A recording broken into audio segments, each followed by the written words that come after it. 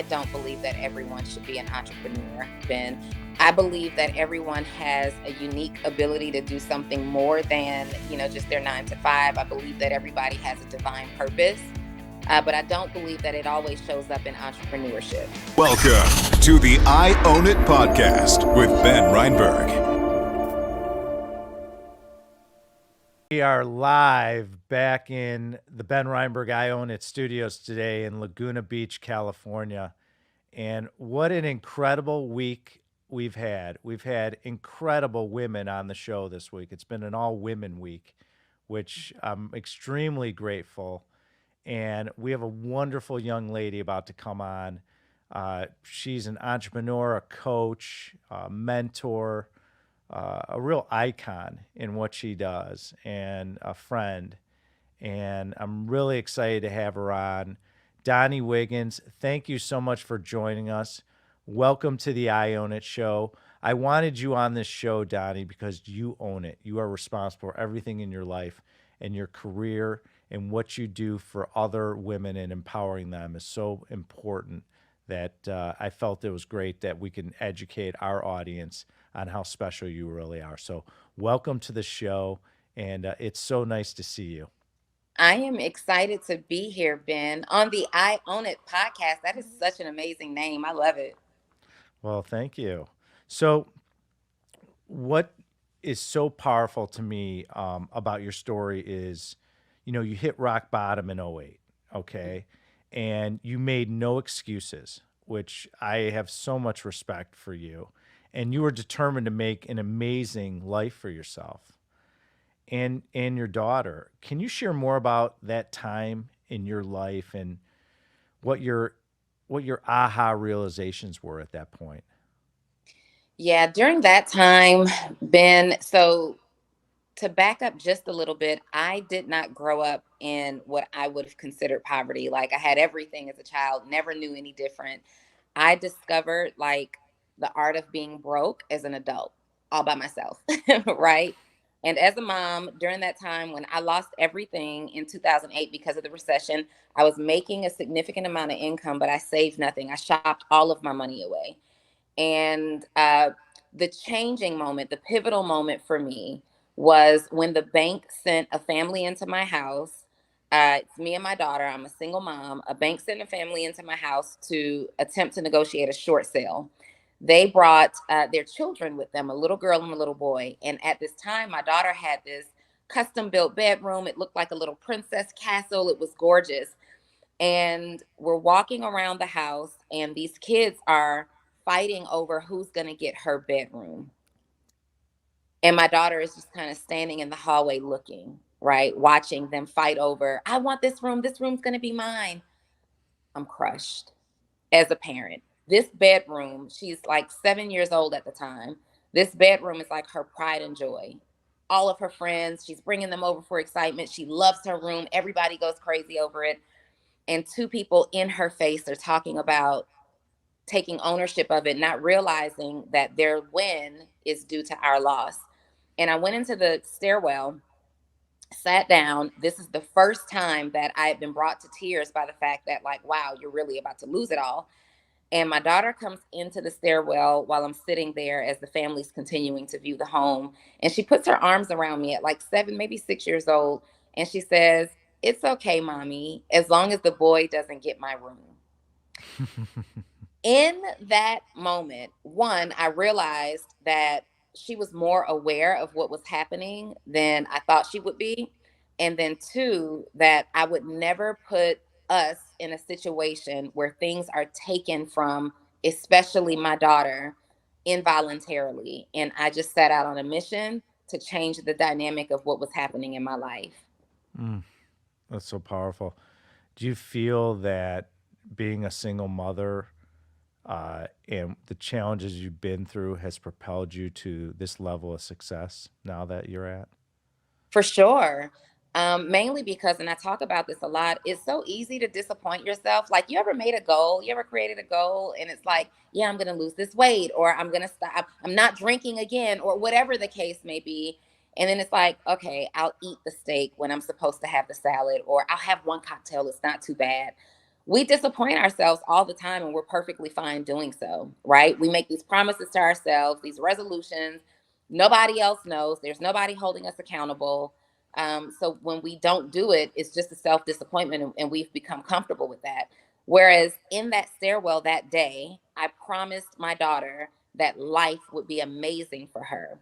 So I made this promise to her, and though I can break promises to myself, I could not, as a mom of such a beautiful, unique, and smart little girl, I could not let her down. So, absolutely, my journey as a single mom held me accountable on a whole other level that I likely wouldn't have been held accountable to before. I'd been pursuing entrepreneurship and a higher level of success before she was born. And obviously, that wasn't enough. So, yes, being her mom absolutely held me accountable in a way that was just different.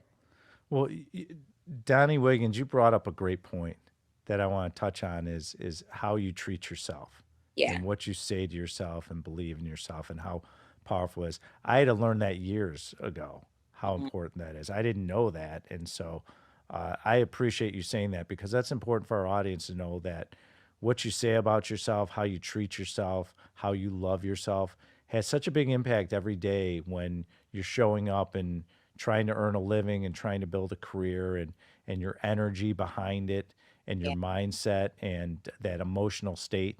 You know, emotional state is so powerful when you walk into a room or you walk in, you know, that little girl that you raised, how important it is that your emotional state is always on point, especially and look, we all go through challenges. I mean, Right. don't get me wrong, we're all sad and happy and different Right. emotions, but if you can control your emotional state, which you can, you're a master of, that's a wonderful thing. That's a great gift you give to your daughter. So I really appreciate you bringing that up. You know, I always want to ask you this, okay? And now I got you captured. So here we go. How'd you come up with the concept of the Six Figure Accelerator? And share with me more information. How does the program work? All right. So, Six Figure Accelerator is my signature program that I offer to train and develop coaches, consultants, and course creators to put them on a pathway to making six figures from their own coaching, consulting, and course business possible within a 12-month period of time. And when I created that, the name, it was just a thing. I don't remember, but I believe I was asleep and I woke up and had the name there. But for so long, I thought six figures was the milestone, right? I thought like being able to reach $100,000 was the freedom mark. And then you get there and you realize that it's not. However, to be able to create six figures from your own idea is a huge mile marker, right? The fact of the matter is, we all want to make millions of dollars, but not everybody will. And so, a more reasonable target metric for someone to go after is six figures. And I use that number because it's powerful. It resonates with a lot of people. And the pathway that I've created really does accelerate my students to success. Like you're sitting and you're thinking through what kind of coaching program should I offer? What kind of consultant can I be? What kind of course should I create? It's for that person who has a bunch of information. You know something about something and you've overcome something successfully. You've gone through a process successfully and now you give advice about this all the time. You're talking to your friends, people are calling you for this advice. You know, if you're ever that go-to, like, hey, can you review my resume? Hey, what do you think about this business idea? Like, there's a coach or a consulting program inside of that. And I literally just duplicated my framework that I used over the years.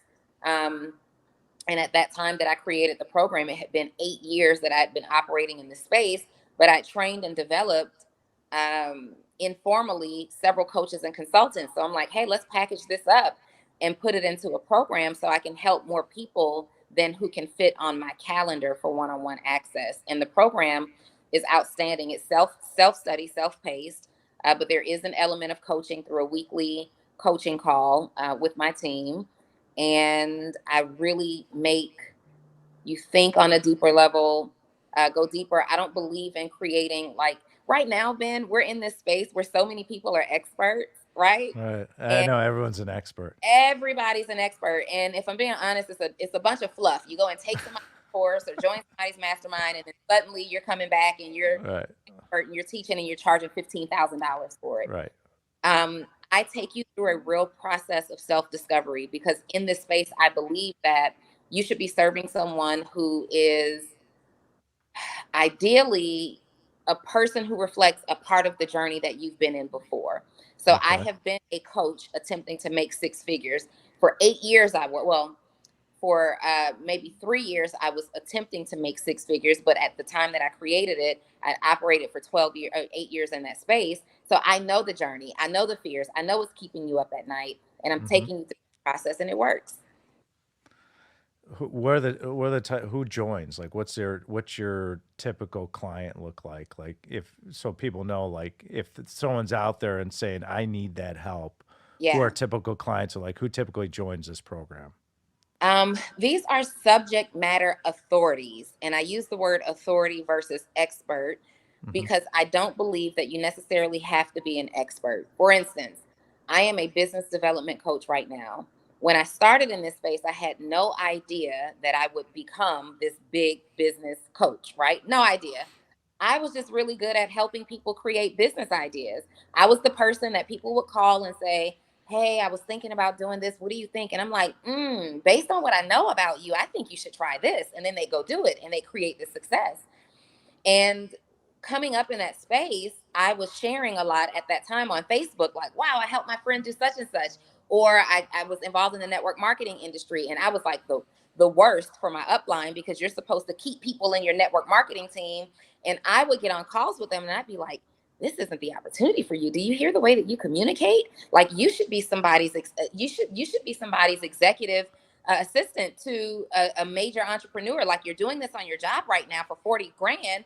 You could go and do that for a CEO and entrepreneur and make 100 grand. And then they're going to do these things. So the type of coach you can be any type of coach, right? Primarily people, though, for me, who work in the digital space, not typically your brick and mortar for that program. I'll work with a brick and mortar client one on one, but for Six Figure Accelerator, this is someone who's digital. This is someone who helps a customer get a transformation. We have everything from author coaches, people who help you to write your books. We have business coaches, spiritual development coaches, fitness coaches. I even have a young lady who is a jump rope coach. Mm. She helps women learn how to double dutch. And Really? it's That's like, a business that you can make money double dutching? first of all, Ben, I said, when I saw her survey come through, everybody who applies for the program fills out a questionnaire. And I saw that my team brought this new student in, and I'm reading her survey, and I'm like, jump rope, double dutch. What are we thinking, guys? We're not getting desperate for sales. And I gave her a The call. reason why I asked is I love to jump rope. Well, I'm really good at it. So yeah, I'm really interested. Go well, ahead. so I give her a call and I said, hey, I think my team enrolled you in the program and I'm not sure this is for you. And she's like, oh no, everything that they said is exactly what I need. Can you tell me a little bit more about what you do? Well, she uses her jump roping program to help women who have lost their imagination due to them becoming a parent or a spouse, and they're getting lost in balancing the weight of the world on their shoulders. And she's found that this is a major confidence tool to help you kind of tap back into that inner child and get that inner child motivation. And she is killing it. Multiple six-figure business, just Wow. her, and I'm blown away. Yeah. That's amazing. So Donni Wiggins, you are the goddess of the Six Figure Accelerator program. What's your favorite part about what you do professionally? The favorite part about what I do across all of my businesses is just the transformation that I help people get. It's these aha moments. It's really helping, like, I'm a fan of the underdog. So it's Me too. really helping that person who feels stuck, feels like, I see you are successful, but I don't know if I can ever achieve that for myself. It's seeing the turnaround story, like that comeback story is the most favorite thing. And then second to that, very closely second to that, would definitely be when I can see, like, if I'm speaking to a client one on one, or if I'm speaking to a crowd, you know how you can see that light bulb go off in somebody's head? When I'm looking at someone and I can see the moment where they're experiencing this paradigm shift, it does something like on the inside of me. Love it so much. Well, let me ask you something. That's a good point because sometimes when you're helping these people, let's say they have existing business. Hmm. I'll reflect on a story I did. So I was helping someone with their business, and just they were a resource that was working for me, Hmm. and I saw gaps in their business, and so I started helping them, and they got very defensive on a frequent basis. Do you find that some of your clients have existing business that they're like, "Well, Donnie, who are you to tell me how to run my business and expose the gaps and the issues because you've been more successful than me?" I mean, do you find that there's some challenge? And then I'm gonna lead into my next question. What do you find the hardest part about what you do? Uh, so to answer the first part of the question, has there ever been a challenge in that area or in that way? Yes. I just part ways with that client, right? Okay, If makes you sense. feel like you know more than I do and you're offended by this, then we're not a good fit to work together, right? Hmm. Um, but my process and the reputation that I've built is kind of funny, kind of embarrassing. Like, I'm known as a very direct, kind of in your face, tell it like it is coach. So the process that I take people through to even become a client lets them know kind of at the very beginning, like, this isn't one of those situations that you want to come in with that attitude with, right? We're either getting to work or we're going to part ways. And I'm so serious. I have no problem refunding you your money. The second part to that question was, what do I find to be the most difficult thing?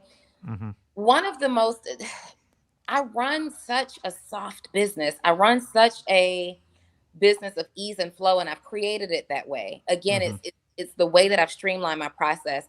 I only accept clients that I actually would like to work with. So I don't get a lot of resistance from my clients. However, sometimes you will get someone that just feels like whatever comes out of your mouth is the answer, and I'm going to, like, this is it, it has to work or it has to work. Sometimes people don't understand like reasonable expectations and the art of testing and testing again and testing again, and that we're giving feedback based off of things that we've experienced and or tested ourselves, but that doesn't make it 100%, you know, accurate. And so sometimes you'll get people who feel like, okay, now I've hired a coach, show me to my $1 million. And I'm like, yeah, but there's some steps to So that. you have to establish standards. You have a standard saying, "Here's our process. Yeah. Uh, if you follow these steps, you have Hmm. a high probability of creating." So if you could take someone on the journey of, here's how you create. Hmm. So if I could show you, if you follow my lead, you Yes. have a better chance of creating success. But you have to be persistent and follow up and Yeah. bring in resources. So as long as you educate them, I would think if people are hungry enough, they'll create success for themselves. And many of them do. Many of them Okay. do. For sure. But you get people, you will always, it's never going to be a 100% success factor. You're going to get people who say, oh, I'll do steps 1, 3, and 7 because those are comfortable for me, but I won't do 2, 4, and 6 because I don't like that so much. And then they get to the end and they're like, oh, this didn't work. Yeah, well, you skipped the steps. So technically, you didn't work. So you advise in many situations for people to quit their dead end job. Okay. I've Hmm. heard you say a lot and become the right now entrepreneur. So for many listeners, this will sound impossible for them. Yeah. Could you share more about why it can be possible for so many people? It's possible because there's evidence that says that it is possible. That's the simplest answer. Like, so you can't refute evidence, right? We can refute opinions all day long, but facts are facts. And in this highly social driven society that we live in, we see people every single day who are betting on themselves, every single day sharing their stories about how they leverage their job just long enough to be able to create an additional stream for themselves, and they've been able to work their way off their jobs, right? So there's nothing more than I can say to you that matters any more than the evidence that we see. Just look at your social media channels. How many people do you see are entrepreneurs now. Most of us had jobs at first. Maybe get with someone that you can reach or know and say, well, hey, what were the steps that you took? Right? I didn't just quit my job without already having started to establish something else, and that's really important. I don't advocate that you just quit cold turkey. You don't have anything saved, you hadn't thought of an idea, you're kind of trying to build a business with your back against the wall out of duress. That's never a great position or the most ideal position to be in. But if you strategically create a plan for an exit strategy for your job while you're building your side business that eventually turns into your full-time business, is absolutely possible. And not only is it possible, then it's not that hard to do. It's just not. Well, it's mindset's everything Yeah. because I don't believe in the word impossible. Yeah. Okay. Everything's possible. And it's really impossible is more of like an emotion to me Yeah. because people feel like it's, I don't believe in the word can't either, or won't, or shouldn't, or contraction. It's really mindset. If you have the right mindset for your folks that are looking for your coaching or any of my listeners out there, it's so important that you work on your mindset and your mind because that's really where you have to get your arms. Everyone's biggest challenge is themselves. It's not the outside world. It's how do I master my inner game? And when you can master your inner game, oh man, oh baby, you can conquer a lot in life. And I'm sure you've been through that process, and that's why you've been so successful because you know how to control your emotions. You know how to balance your mind. And so I wanted to ask you, so there are plenty of people who believe that they're innately not entrepreneurial. Yeah. Do you believe that's true about some people, or do you believe that everyone has a kind of spark in them and it's the coach's job, like yourself, Donni Wiggins, to help kindle it? I was having this debate a few weeks ago. It's why it's so funny. No, I don't believe that everyone should be an entrepreneur, Ben. I believe that everyone has a unique ability to do something more than, just their 9 to 5. I believe that everybody has a divine purpose, but I don't believe that it always shows up in entrepreneurship. And that's just that. Like, entrepreneurship requires um, it requires like this formula that I have to actually write out one day, and I think that I will. But it's a combination of mindset, belief, determination, resiliency, skill set, and ability, right? And if those pieces don't align at the right time, then this is a crap show. It's a disaster, right? Uh, and everybody doesn't have, typically you're missing something. And so usually as an entrepreneur, when I tell my clients that are missing something, for example, they're great at being the talent but they're terrible at marketing, I'd say, hey, we need to hire a marketing team. Or they're great at marketing but they have a crappy product, okay, we need to hire product specialists, or something like that.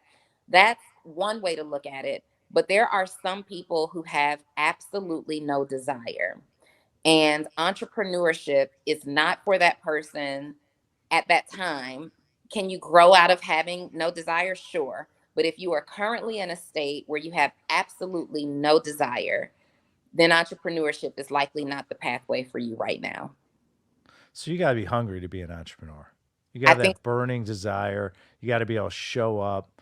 It's one of the things people always ask me, like, well, I'm about to start a business. I said, we'll buckle up because you know what? It's not easy. You're going to go through ups and downs. You're going to have to balance your emotions, and you're going to have to work harder than anyone else. And yeah. that's the truth. And I think a lot of people have trouble getting their mind and their arms around that concept of, what do you mean I have to work harder than everyone else? Well, Hmm. you might have to put in a Saturday. You might have to put in a few nights. You might have to travel. You might have to take some risks. And being an entrepreneur, as you know, is a lonely business. It's lonely, right? And so I salute you because I've been on that journey for almost 30 years now, and there's no one more that appreciates an entrepreneur than a fellow entrepreneur. So thank you for sharing that. You know, Another thing you advise is not to rely on a single income source, like we touched on earlier. Intuitively, I get the logic of not putting all your eggs in one basket, but for many people, it probably feels implausible that they can find the time and focus to do this. Mhm. How do you respond to people who have that kind of upfront skepticism? Because I always feel like if you're going to do something, you got to go all in. You got to get in the water, you got to start swimming, and you got to burn whatever fear behind you to keep going. So express to me how you feel about that. Yeah, I agree with you. If you're going to do this thing, especially if you're brand new, you do have to go all in. And not putting all your eggs in one basket has levels to it. In the beginning, when you are just getting started with your business, you're going all in. You're putting all your eggs in one basket. I believe that the issue comes in because many people have a misunderstanding of what multiple streams of income actually is. So I am not advocating for you to have three or four or five businesses that are not in alignment. They have nothing to do with each other. I am saying diversify the way that you earn money. So if you are just working a 9 to 5 right now, and that's your only source of income, and you get laid off, you've put all your eggs in that one basket, and that's not gonna end well for you, right?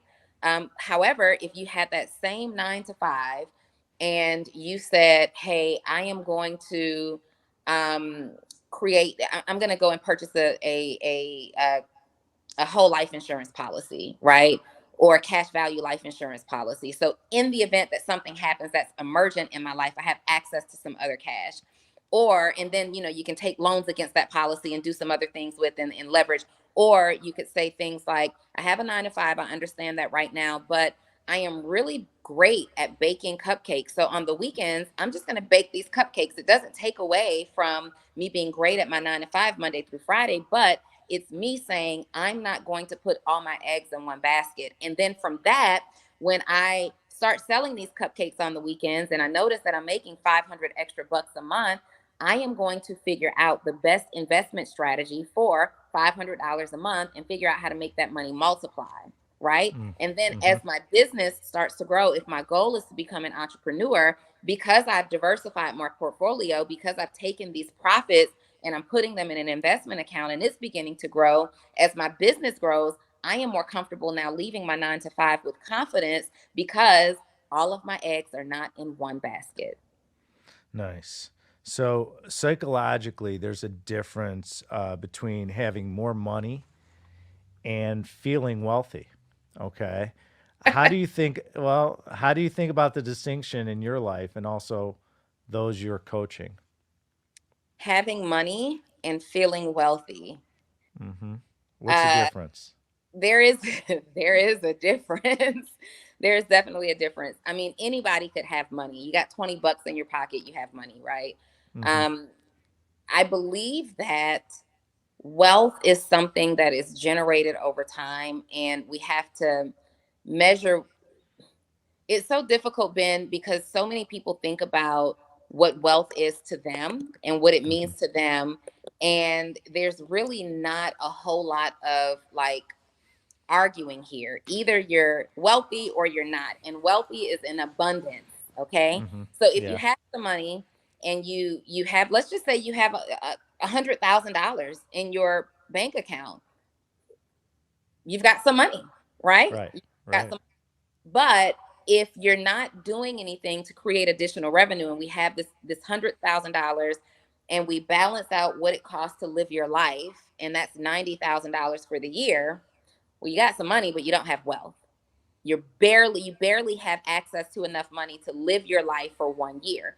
So wealth is created through diversifying your portfolio, having an abundance of assets, right? And that could be money, that could be property, that could be investments, that could be fine art. It could be so many things um, that will allow you to live your life abundantly and serve other people to help them live their lives abundantly as well. Wealth has more to do with the assets that you own than the money that you possess. Well said. Especially coming from a commercial real estate guru like myself, I I know. cannot. I agree with it wholeheartedly. That's been the path of my career. And Donni Wiggins, I appreciate you are so delightful. Thank you. Um, Let me ask you a question. So we are all works in progress, right? Every day we're all work in progress and trying to improve every day. What, the name of the show is I Own It. It's being responsible for everything in your life. Was there ever a moment, like obviously we talked about '08, but was there another moment where you didn't own it and you looked at yourself and you said, "Man, I gotta figure this out." Uh, doesn't that happen to us regularly? Like, isn't there Are you all trying to say that's a weekly, everyday yeah, occurrence, or? and I'm not But trying all the yeah, no, so I mean, you have a good point. It's not a bad point, but was there like a moment you reflect back and share with my audience, like, because you're so successful now, you empower women, you're a strong, sophisticated woman. Share with people the reality of, like, there was a moment where you didn't own it, and you know what, you're human, and you bleed like everyone else. yeah. I have two, and one is completely unrelated to entrepreneurship. In my personal relationships, I wasn't owning what I brought to the table that wasn't in the best interest of the relationship, right? Okay. Uh, my childhood trauma, my fears, things that I was dealing with, and really just looking at relationships and saying, oh, this isn't working, or, he changed, or this happened. When really, I didn't take ownership. Like, we think that we're operating perfectly. We think that our way is our way and it's the right way. So that's one example. As it relates to being a business owner, though, I can think back to a time where I'd hired my first assistant, and it was just a disaster, right? As great as she was, nothing was ever getting done. And it got to the point where I was saying, she didn't do this. I remember talking about her after the fact, and I'm like, yeah, she just didn't do this. She didn't do that. Oh my God, look at the emails. They're such a mess, and blah, blah, blah, blah, blah. When really, Ben, the truth of the matter is that I hired a good person and threw her into a bad system, right? Uh-huh. And I brought her on during a chaotic period of my life. I need help. Can you help me here? Can you check email? Can you operate Microsoft Office Suite? Can you operate a project management board? Yes, you can do those things. Okay, here you go, right? I handed her this mess of a business and expected her to just get it. And I had to own the fact that I didn't train her. I had to own the fact that I didn't document my processes at that time. I had to own the fact that I brought her into chaos and didn't really give her enough opportunity to first clear up that chaos before I expect you to jump into current activity. And I think I see that often. I see people as business owners blaming their teams often, or their like ad companies and copywriting teams, when really, did you do a thorough job did you send them a fluff bio? Like, maybe they're not speaking in your voice because the stuff that you rushed through it, you didn't have time, you're so busy. We have to take ownership of what we contribute in a good or a negative way, and we all contribute positively and negatively every single Well, time. and it's such a great point. First of all, I totally agree with that. That's a wonderful point you just said.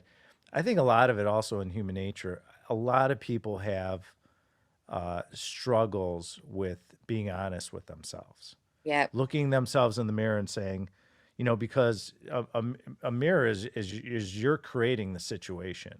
Hmm. And I think a lot of people have trouble owning that, of saying, maybe I created this. Okay, I can own up to that. But it's also a two-way, it's a two-sided street. So I think that's always been the struggle with people, is that they can't own their own behaviors. Let, Yeah. let, so uh, I have a question for you. What are the biggest struggles of these clients that come to you? So what is, like, typically you see that someone's struggling and they're saying, Donnie, I need your help coaching. I mean, what Yeah. are you seeing with these folks that are coming to you? So I work with a variety of clients on a one-on-one level. And the reason that I do this is because it keeps me sharp and well-rounded. All of my peers to, oh, you got to stop this one-on-one stuff. It's not scalable and blah, blah, blah, blah, blah. But it's a passion for me, and it actually fulfills me. I tried to cut out one-on-one coaching a year ago, and it was probably my most I felt depressed, but I had nothing to be depressed about. It was really just a lack of fulfillment that I would later discover. So right now, book of business, I have clients who have been stuck at a revenue scale for a period of time and they can't figure out how to get past it. And so they'll hire me so that we can go through and audit their business and see if I can identify any way for them to break through wherever they are in terms of revenue. And for reference, all of my clients that I will work with one on one have to already be earning at least $250,000 annually, and then most of them are making seven figures or beyond. I have clients. I have one guy, eight-figure client. He is just all over the place. He's running warehouses and programs and masterminds, and he just needs help streamlining his offers. Really, like let's streamline these things. Let's put SOPs in place. Believe it or not, he's running this huge warehouse and corporate office, and they don't have any SOPs in place. They just have a bunch of people who kind of do what he told them to do day one, right? So now we're creating those workflows and processes as he's hiring more people, and then also with him, he really just needs feedback from somebody who gets it. He Right. can't talk to his business partners in certain areas because he feels like that conversation is a little bit jaded based on their intent and the way Right. that they benefit. He can't talk to his family because they just don't understand, and your friends, they don't care. So that's really the bulk of our relationship. Right now, we are in webinar season with a lot of my clients, with several of my clients. So we're, scripting webinars and helping them to sell high ticket. I focus on clients who have high ticket offers to sell, or they have an extremely high level of influence, large followings, and we're looking to monetize those things. Great. All right. Well, we're gonna wrap up, and we ask all our guests at the end of our show our three questions. Are Okay. you ready? I think so. Donnie Wiggins, I'm excited to hear what you have to say. Okay. So, if you're in the studio with me, we have a couch, and I Okay. would say, Donnie, get on the couch, lay down, close your eyes. This the still Donnie Wiggins you are today Hmm. could roll back time and speak to your 16-year-old self. Now, you're this elegant, sophisticated, successful woman these days, and you're going to speak to yourself when you were 16.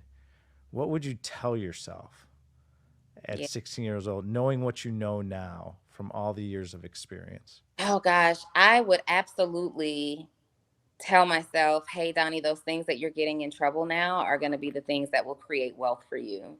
And stop doubting yourself. Like, absolutely stop doubting yourself. But most important, 16-year-old Donnie, I need you to stop wasting time. Because if you keep doing this, you're going to turn around and you're going to be 40 doing the things that you could have been doing at 25. So focus. Your friends will understand, your friends will be there, and they're going to go on to start living their lives and passing you up if you don't get it together real soon. So you got it. Everything that's in your head that you're thinking right now, young lady, it's coming and it's going to happen. It's going to happen. You just have to stay focused and stop wasting time. Great answer. Fantastic. So, it's our last day on earth. Okay. God forbid.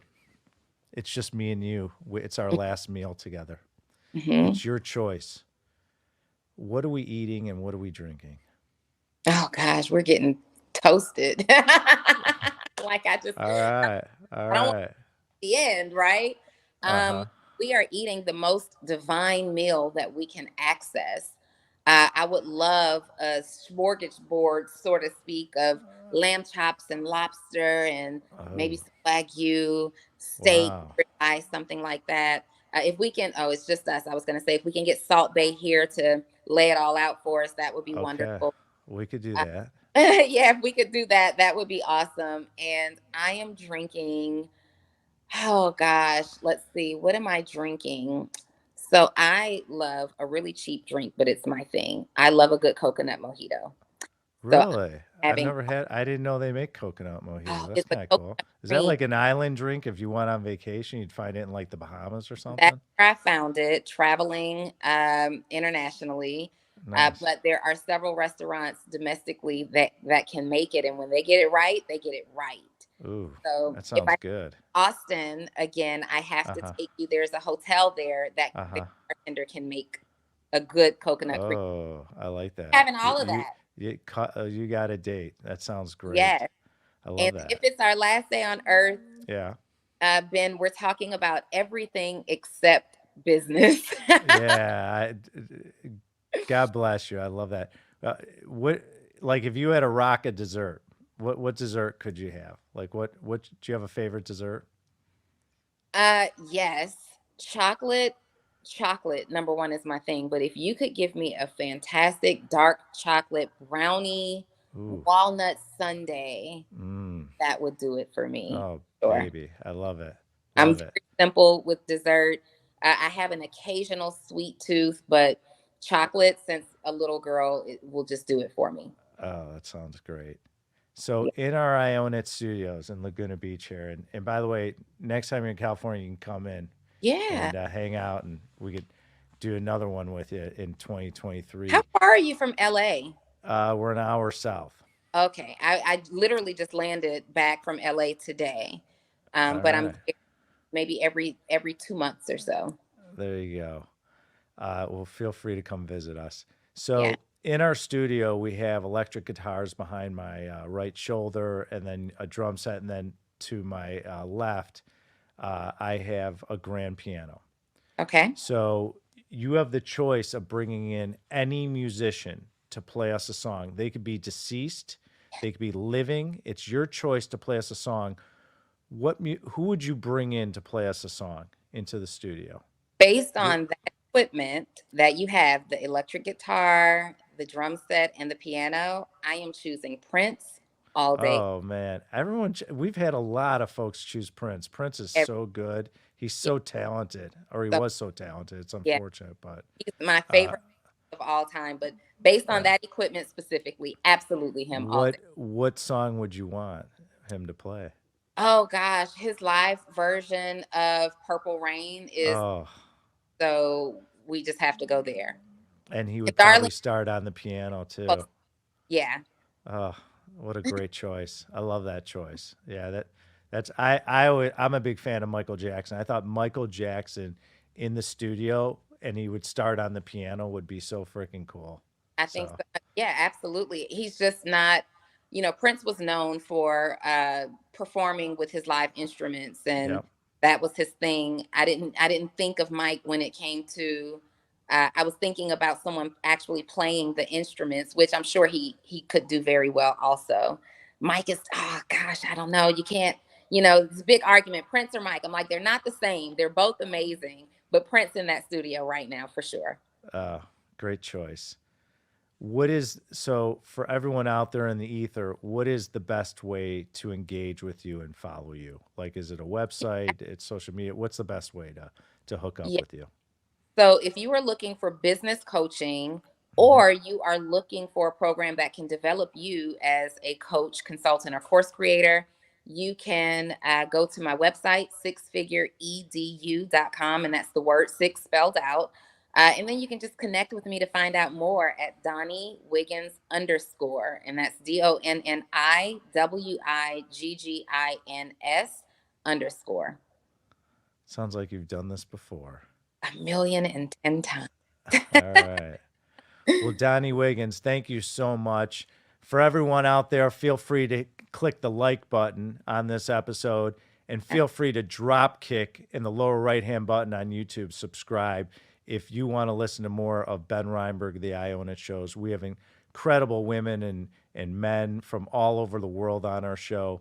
And we're here to provide you the best knowledge so you can grow your business and improve your life in health, wealth, and relationships and in your business.